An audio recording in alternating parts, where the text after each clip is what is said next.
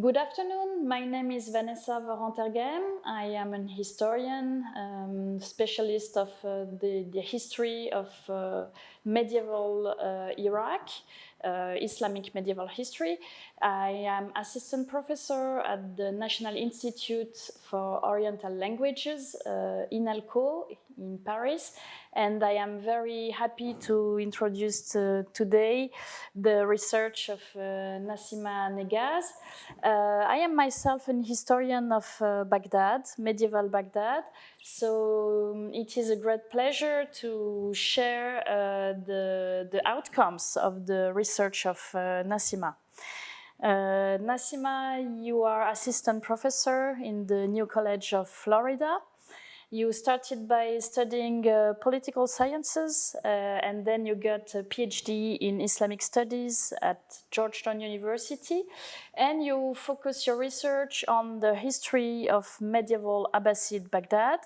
Your PhD was about the fall of Baghdad by Mongol hands in the middle of the 13th century.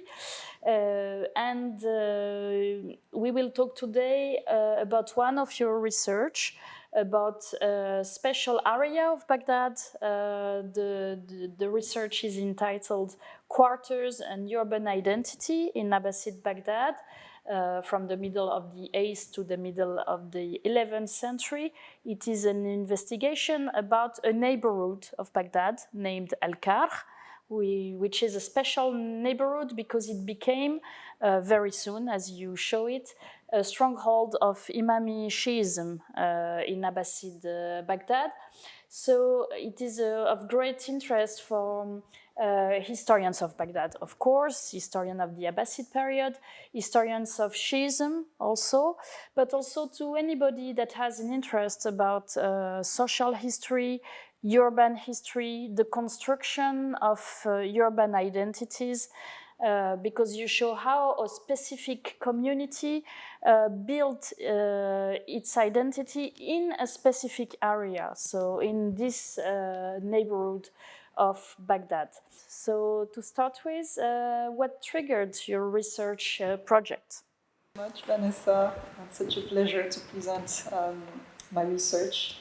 So I started being interested in a particular neighborhood of Abbasid Baghdad called al-Karkh while reading Arabic accounts of the 13th century on the fall of the Caliphate. And this neighborhood called al-Karkh was often mentioned as an explanation for the downfall of the Caliphate. So the mere fact that the vizier of the caliph at the time, the Shi'i vizier, was from Cartes Baghdad seemed to connote a lot more than what was explicitly stated in the sources. So that's when I decided to find out more and go backwards chronologically.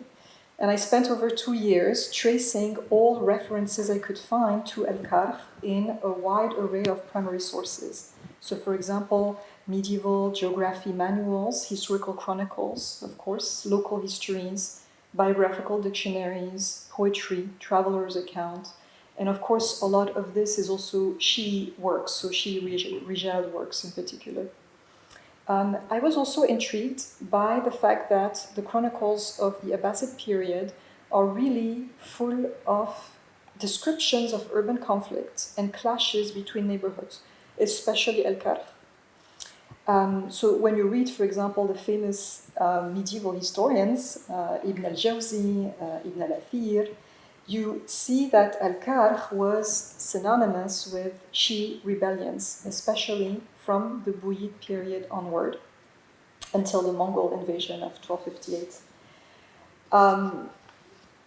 And I also knew that there was research about al-Karkh. We knew that it had a large Shi'i population in the Buyid period, but we did not have works on the previous period, on the incubation and development of the Shi'i movement in that area. So this is what I wanted to trace. A particularity of your work it covers the history of this area of al-Karkh over 3 centuries. So could you tell us a little bit what are the benefits of the longue durée approach, a long-term approach to a specific neighborhood of Baghdad? So there are many advantages to the longue durée approach, and of course there are also many challenges. A long-term approach really can help us understand the incremental developments in a quarter, and it can also help us contextualize key moments in the evolution. Social history studies on Abbasid Baghdad tend to focus on the Buyid period as the starting point of confessional and neighborhood violence in the city. So, as I was saying previously, little is known, however, about al-Karkh prior to the early Buyid era. And the lack of studies on al-Karkh in the early Abbasid period has led several scholars to argue that the Shi settlements that we notice in the early Buyid period dated from that period. And in the view of these scholars, the rise of confessional violence in the city from the Buyid period onward was equated with a new geographical distribution of religious communities in the city. So this research really sought to fill a major scholarly gap in the microhistory of Baghdad by investigating the development of al-Karkh as a Shi and then Imami stronghold from the early Abbasid period until the end of Buyid rule. And one of the key questions I look at is through what processes did a community slowly establish its headquarters in the area and why? So al-Karkh is a neighborhood of Baghdad, one of the very famous neighborhoods of Baghdad. Could you describe it for us a little bit, where it is located and what is particular about it? Yes, so for the anecdote, I like to say that the story of Abbasid Baghdad starts with al-Karkh and ends with it. So why? We know from the Persian geographer Hamdallah Mustafi in his work Nuzhat al-Qulub that the village of al-Karkh pre-existed the Abbasid capital of Baghdad by 4 centuries. So it was a village with a thriving market, inhabited by Christians and Jews before the Muslim conquests of the Sassanian Empire. And then Baghdad was founded by Caliph al-Mansur as the new capital of the Abbasid Empire in 762, Common Era. It was built in a circle, what we call the Round City, about 1 kilometer in diameter. It had a mosque, palaces, guard headquarters in the center. And so Cartes Baghdad was the area located south of this Round City. It was the main commercial center of the city and one of the largest and most populated districts of Baghdad. It also largely functioned as an autonomous unit. So according to the geographer al-Yaqubi in his Buldan, al-Karkh had a surface area of 10 kilometers from north to south and 6 kilometers from the west to the Tigris River. Ibn Hawqal described it a century later as, I quote, heavily populated and with considerable commerce. The importance of al-Karkh for the city of Baghdad is really shown in early Abbasid sources. So you see that it supplied the whole city with goods, despite the presence of smaller markets and other suburbs. According to Jacob Lassner, the location of the Round City was chosen for its advantageous location near the market of al-Karkh. So you see the role played by this area. Another advantage was the network of canals and the 3 waterways in Karkh. So you have Nahr Isa, the Sarrat, and the Karkhaya. They enabled goods to be transported by water, and they also constituted a defense for any unwanted visitors. Now, in 774, for safety reasons, the Caliph al-Mansur decided to remove all the city markets and relocate them to al-Karkh. So he was very wary of 2 particular groups, the Alids on the one hand and the merchants on the other. And he also ordered the construction of a second principal mosque for the population of al-Karkh in al-Sharqiyya. So following this decision, the only people who were allowed in the round city were the caliph, his close relatives, the workers of the palaces, the servants, etc. And the army was located in the Harbiya quarters in the northwest side. This transfer of the markets outside of the round city to al-Karkh also continued later on under al-Mahdi, for example. And this relocation of the markets really made al-Karkh the principal commercial center of the city. And it also attracted a number of migrants to the area. And it made al-Karkh, the most cosmopolitan, the most diverse district in Baghdad.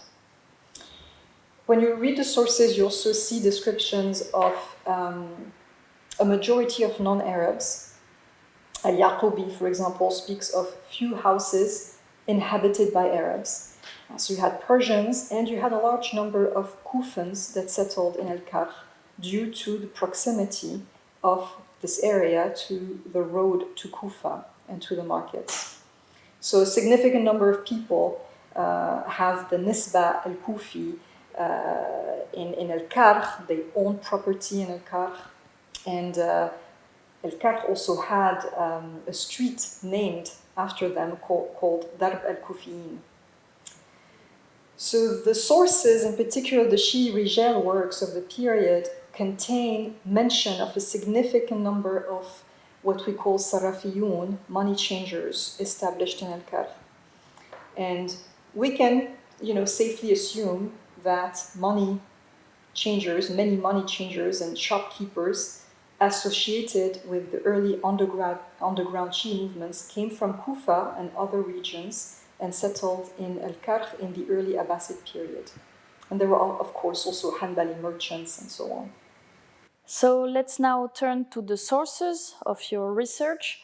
You have used geography manuals and also poetry of the period to examine the status of this area of al-Karkh. Can you tell us a little bit about your findings in such sources? Yes, absolutely. So al-Karkh was distinguished by its population, as we just spoke about, and it was also distinguished by its administrative status. And you see definitely a degree of ambiguity here, because Karkh was neither a mere neighborhood nor a full city. It lay somewhere in between these categories. So historically, like the other villages around Baghdad, it was absorbed by the expanding city as one of its suburbs. However, it was located at a considerable distance from the round city. So we know, for example, from the sources that, I quote, there was a horse ride from the Bab al-Karkh to the Bab al-Basra, according to Yaqut al-Hamawi. And on an administrative level, al-Karkh was an autonomous area and functioned in the way of a municipality or even a town. In the early years of the foundation of Baghdad, al-Karkh had elements that made it a municipal entity on its own. For example, it had a principal mosque, a judicial authority, a qadi. And several Arab and Persian geographers from the early Abbasid period indicate in their works that al-Karkh was a separate town of its own. For example, even al-Yaqubi. And if we turn to the poetry, we also see very interesting elements there. The poetry confirms that the status of al-Karkh as being more than a neighborhood of Baghdad. So you see an amount of poetry that is dedicated to al-Karkh. And the poetry is both laudatory and damning. Al-Ash'ar fi al-Karkh kathira jiddan. Poetry composed regarding al-Karkh is very abundant, said Yaqut. In Arabic and even in Persian, we know that there is a tradition of poetry that's written for cities. Baghdad is a very good example. example of this, but it is rarer for quarters, for suburbs, for neighborhoods. And the bulk of poetry that you find on Karkh is of the fada'il kind, so laudatory odes, celebrating al-Karkh's heavy rains, its flowering vegetation.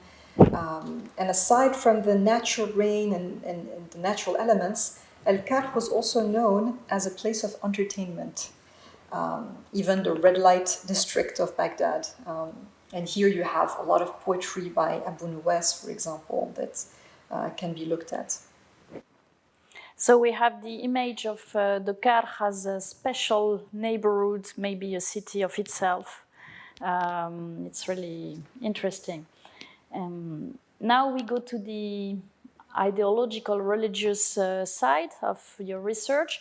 So your work traces the incubation of a Shi'i movement in this area specifically of al-Karkh. So what are the methodological challenges with measuring Shi'i Imami presence in al-Karkh before the Buyid period? The Buyid were Shi'i themselves, so before the Shi'i rule over Baghdad, let's say, that is before the middle of the 10th century. How can you measure how much this area was a Shi'i stronghold already at this period? So there are methodological challenges. Assessing the Imami presence in al-Karkh is challenging for several reasons.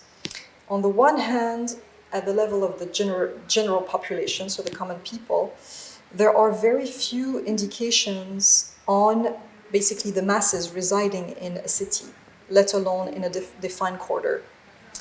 On the other hand, at the level of the elites, one is faced with other problems.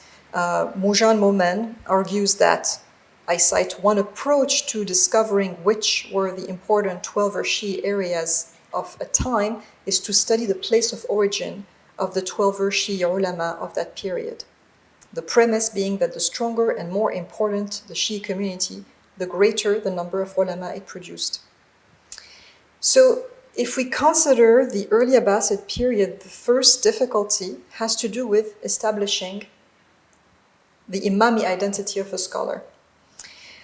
Because in this formative period for 12 Shi'ism, terms such as Alid, Alawi, Rafidi, Shi'i, and Tashayyu are various categories used in the sources to describe a scholar's background and madhab.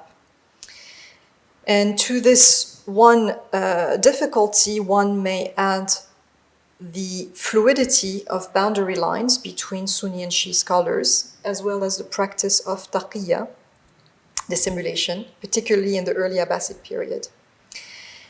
When we rely on Shi'i Rijal works and their classifications, we can remedy these problems to a certain extent, as I will show in a bit. Now, the second challenge is the fact that the sources do not systematically indicate the place of residence of a scholar within Baghdad. So, when a scholar's name contains the nisba al-Karkhi, this can indicate that the person was either born in al-Karkh or lived there, or both. And the nisba does not necessarily refer to Cartes Baghdad, it can be Karkh from other areas, like Karkh Samarra, for example. Third, Sunni works on Baghdad, which are more numerous and more detailed, do not offer as much information on Shi'i scholars as they do for Sunnis.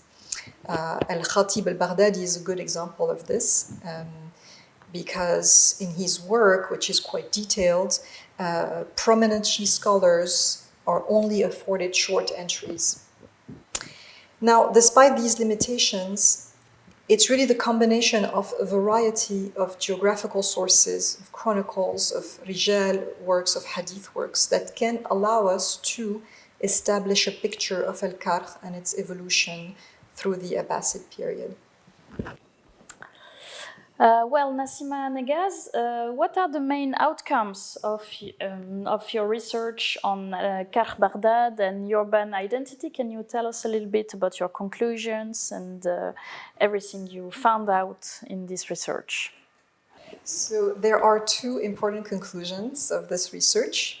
The first conclusion is that following the foundation of Baghdad by Caliph al-Mansur in 762, the neighborhood of al-Karkh attracted many Imami scholars. It became the center of what we call the Imami Wikala, that's the network of the deputies of the Imam.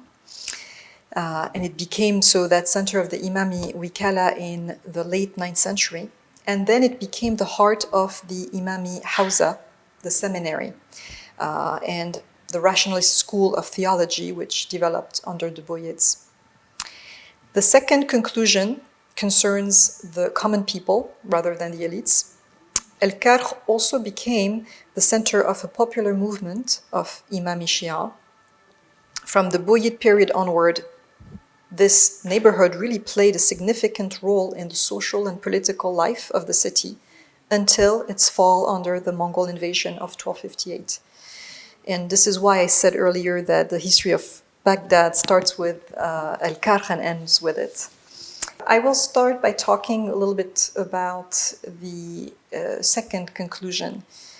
If we consider the masses first, a close reading of the chronicles of the period shows that popular expressions of Shi sympathies were recorded in al-Karkh in the early decades of Abbasid rule. And that suggests the early presence of a significant population that identified with Shiism. So Shi migrants to Baghdad increased, especially following the arrest of the 7th Imam, Musa ibn Ja'far al-Kadhim, in Medina, and his transfer to Baghdad, first by al-Mahdi for a brief imprisonment and later by Harun al-Rashid. Harun al-Rashid actually put him under house arrest until his death. So in Baghdad, al-Kadhim was able to communicate with followers and relied on a few individuals who were influential in the Imami movement's organization. So here again, a close look at the sources indicates that al-Karkh was really a favored place of residence for al-Qasim's followers, and that the area played a key role in the organization of the movement.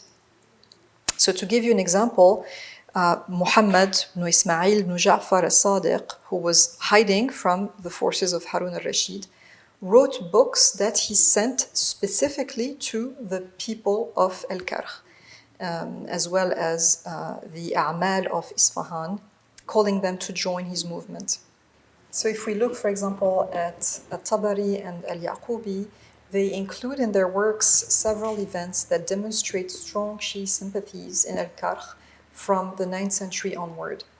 The sources also record the start of a recurrent practice from the mid-9th century onward, Sab al-Sahaba, the cursing of the companions, for the most part, the first three caliphs, and sometimes Aisha, the Prophet's wife, and Muawiyah.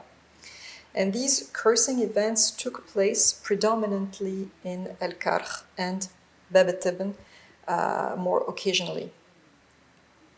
And of course, aside from al-Karkh and Bab al-Tibn, Ibn al-Jawzi mentioned the existence of smaller Shi settlements in Baghdad towards the late Buyid period, Nahar Tabiq, Bab al-Tibn, of course, that I mentioned in West Baghdad, and in East Baghdad, Suq al-Silah, Bab al-Taq, Suq Yahya, and al-Furda. Now, at the level of the elites, if we leave the common people aside, al-Karkh, we see, was really developing as a Shi stronghold in the early Abbasid period. And you have two features that distinguish al-Karkh from other suburban areas of Baghdad. The first is the predominance of Kufan families that I mentioned earlier. And the second is the concentration of two social groups among the elites, Shi scholars on the one hand, and prominent merchant families on the other, and of course, Shi families.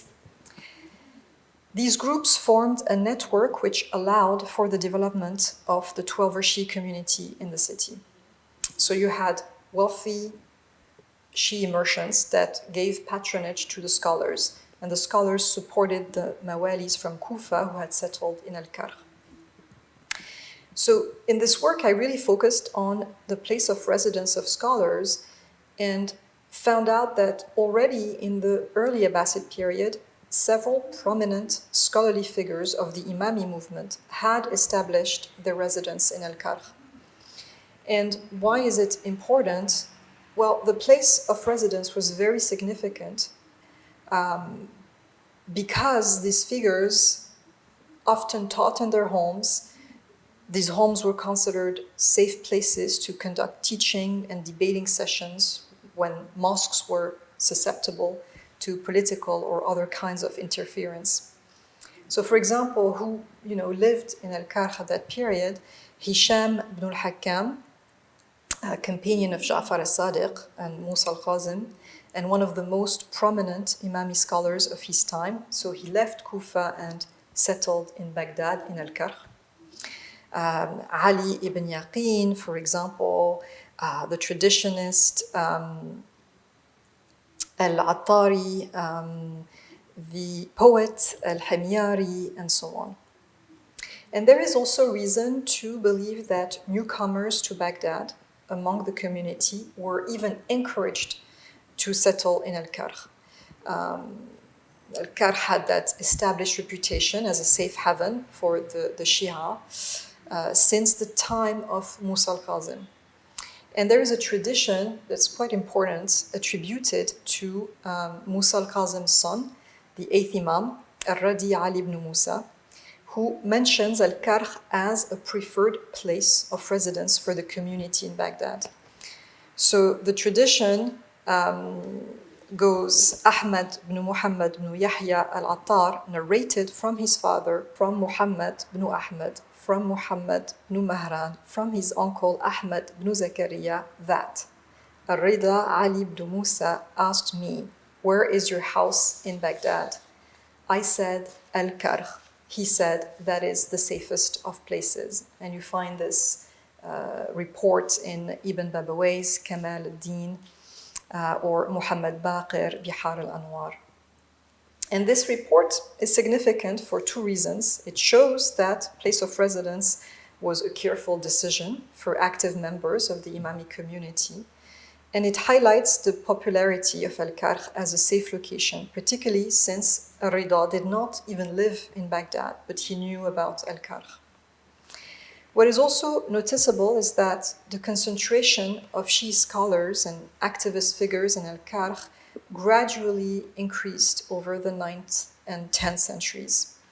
And you had two significant developments taking place in these periods: the transfer of the Imami Wikala from Samarra to al-Karkh, and the slow emergence of the Hawzad, so the Shia seminary in al-Karkh. So after the death of the 11th Imam, Hassan al-Askari, the first deputy was Uthman ibn Sa'id al-Asadi, who was a trusted companion of the 11th Imam. And shortly after 874, Uthman left Samarra, which was deemed unsafe as the headquarters of the Abbasid troops, and he established his residence in al-Karkh. From al-Karkh, Uthman was able to act beyond the control of the Abbasids, and he soon sent representatives to a series of cities and neighboring areas, including Kufa, Ahwaz, Samarra, Ray, but also Qum, Basra, Medina. Al-Karkh was really at the very center of this elaborate network. It benefited from its proximity to neighboring towns such as Kufa, but also from a vibrant commercial milieu. In Samarra and al-Karkh, Uthman is said to have disguised himself as a butter seller, and this identity enabled him to conveniently collect and carry money to the Imam al-Askari in his butter bags while evading the investigation of the Abbasid regime. After his death and his burial in al-Karkh again, Uthman was succeeded by 3 other deputies. And their activities were all centered in al-Karkh when we look carefully at details.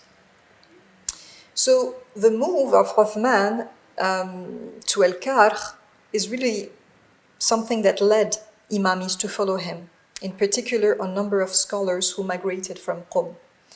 So this was the case of Ibn Rawh al-Nawbakhti, the third Safir. A native of Qom, he moved to al-Karkh shortly after Uthman's departure from Samarra. He held a prominent role in the organization of the Imamis of Baghdad, and it was with him that they became a coherent party in the city. It's in this period that strong links were established between Qom and Baghdad, and particularly between Qom and al-Karkh. The first great Imami traditionist of the 10th century, al-Kulayni, also migrated from Qom to Cartes Baghdad.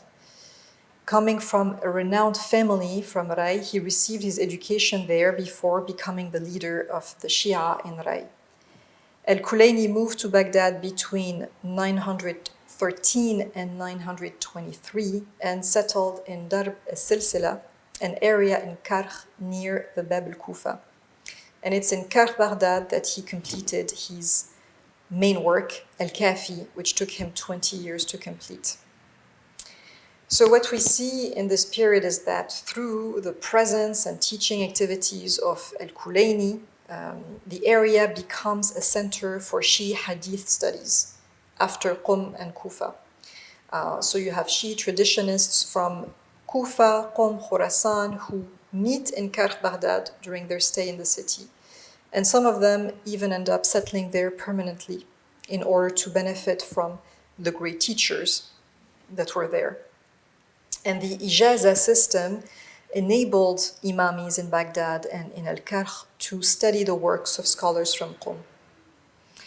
So by the time the Buyids arrived in Baghdad in 945, al-Karkh had already become the center of the Shi movement.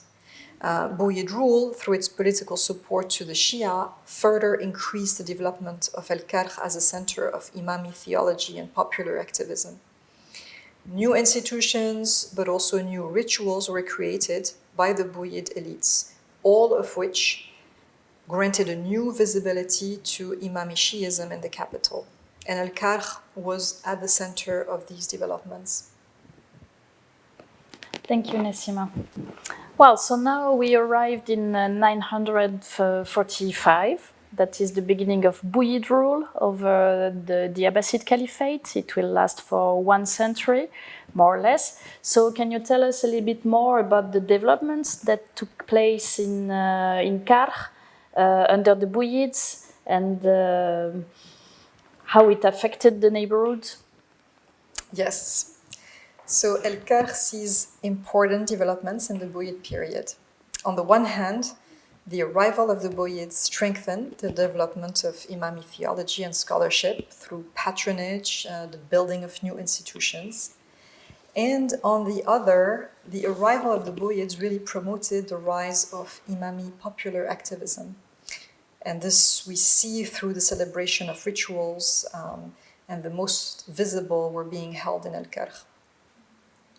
So I will first talk about how Cartes Baghdad in the Buyid period became the center of Imami intellectual activity through the Hawza, and then I'll talk more about the common people. So as a system of education, the Hawza first developed in Iran with the arrival of the Buyid emir, Rukn al-Dawla, and his vizier. The Buyid period was really one in which you had informal schools and teaching that developed massively in Baghdad.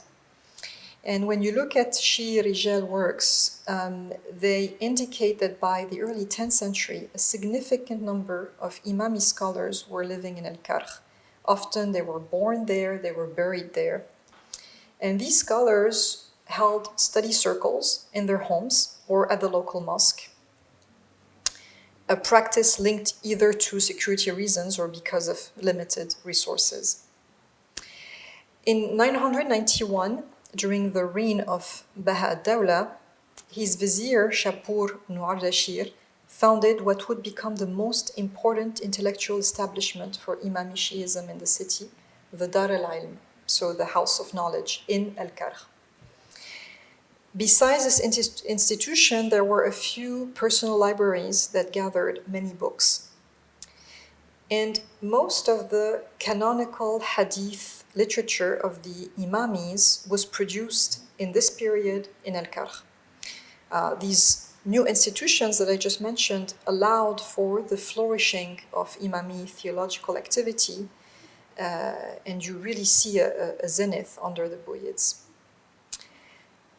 Now, from the mid-10th century onward, the most influential Imami theologians of Baghdad can be traced as residing in al-Karkh, which is quite amazing. So this was the case of Ibn al-Muallim or al-Mufid, who died in 1022. And he was the most prolific writer of the school and the leading jurisprudent and theologian in the 10th century. And he lived in Darb al-Riyah in al-Karkh, and he had a mosque that was built just adjacent to his house. And among al-Mufid's most famous students, you have the two Naqibs and brothers, al-Sharif al-Murtada and al-Sharif al-Radi. And they held a very important role because they were acting as intermediaries between the Buyid emirs, the caliphs, and the population, while also being Imami teachers and traditionists. And you have also other prominent students of al-Mufid, for example, al-Najashi, Abu Ya'la al-Ja'fari, and also Abu Ja'far al-Tusi, and al-Karajaki. So all of these people were concentrated in this area. Al-Tusi, who himself composed around 50 books, became the heir to a substantial proportion of the great Imami libraries of the time. So for example, the library of Dar al-Ilm, which by his time contained more than 100,000 books, and that of al-Murtada, with about 80,000 works. In addition to the presence of eminent teachers, this concentration of books made al-Karkh really attractive as a place of study. Just as Kufa and Qom before it, al-Karkh became the center of the Imami Hawza system of seminary education in the Buyid period. The works that were produced in these houses had an impact beyond the city, notably through the flow of books. Now, if we look at the popular Imami movement, if we look at the common people, we see that from the Buyid period onward, al-Karkh is really the single most mentioned quarter in the chronicles for its restiveness and its rebellions. And if we adopt Sidney Tarrow's definition of social movements as, I quote, collective challenges based on common purposes and social solidarities in sustained interaction with elites, opponents, and authorities, we can establish from the available data that the Imami-Shi of al-Karkh constituted a social movement, particularly in the Buyid period. A close examination of the sources shows that this community acted as a group in the face of challenges and worked to increase its visibility in the Abbasid capital, often in competition with the Hanbalis, who were their main contestant in Baghdad. So, of course, other quarters and groups also took part in this competition. But the Hanbalis of Bab al-Basra and the Imami-Shi of al-Karkh can really be singled out as leaders in the local politics of their time. And more often than not, we notice in the sources that violence started in these quarters before spreading to other areas. Now, several factors can be mentioned for the consolidation of a popular Shi Imami movement in al-Karkh in early Buyid Baghdad. The first factor was, of course, a large Imami-Shi presence in the district, both at the level of the masses and elites. And the second is the support that the Buyid authorities granted. If you look at libraries, if you look at things like the reconstruction, repair of the shrines of the 12 imams, the protection of the sites, their endowment with donations, the enhancement of the prestige linked to Alid lineage, the generalization of the institution of the Naqib, which really provided an official organization for the community. So all of these, of course, played a role. And the most symbolic, impactful action probably was the institution of new rituals in Baghdad by Mu'izz al-Dawla in 963. You have two public ceremonies, Ashura on the 10th of Muharram and Ghadir Khum on the 18th of Dhul Hijjah. So these become two official celebrations that really engulfed the city. And this leads us to our third factor, a set of collective actions framed as repertoire in social movement theory. And those collective actions aimed at asserting an Imami-Shi identity.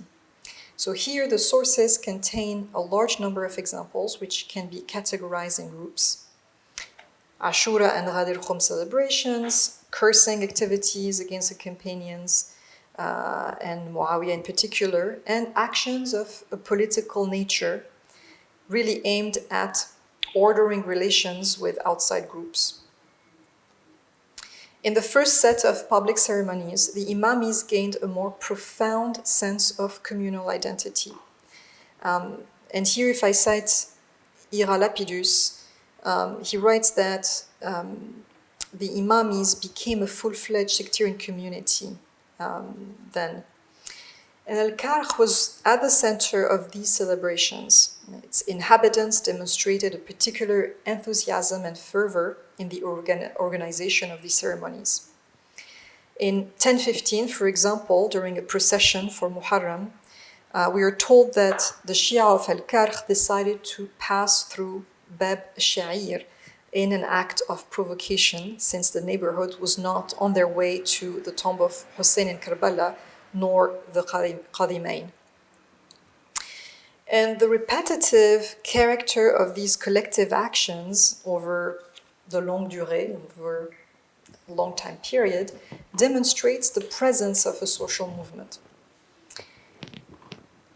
The local leaders of these actions are often left anonymous in the sources. So you have mentions being left at Ahl or Ashab al-Karkh, the people of al-Karkh. And the characteristics and repetitiveness of these collective endeavors demonstrates here the presence of a community seeking to assert its visibility and influence in the capital. So this Imami-Shi movement of al-Karkh is striking also by its independence, an independence both from the Shia ulama and the political figures.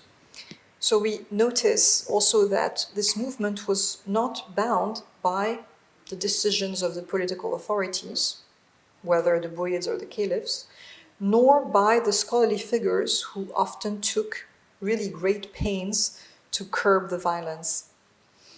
And the occasional times of peace that are noted in the chronicles are mentioned with astonishment. The historians are usually incapable of explaining the root causes for the lack of disturbance.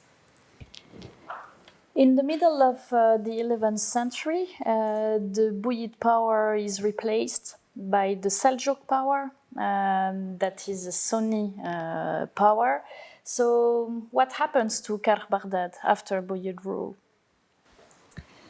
The end of Buyid rule ushered the start of a new period for Imami-Shiism in Baghdad, and the fate of al-Karkh is really symbolic of these transformations.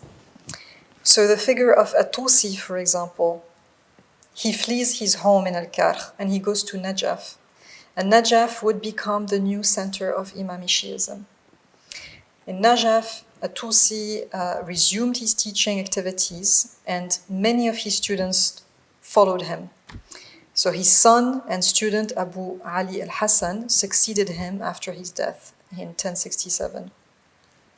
So we see that Imami intellectual activity in al-Karkh is reduced, but the popular movement of Imami Shiism in al-Karkh remains very active throughout the Seljuk period.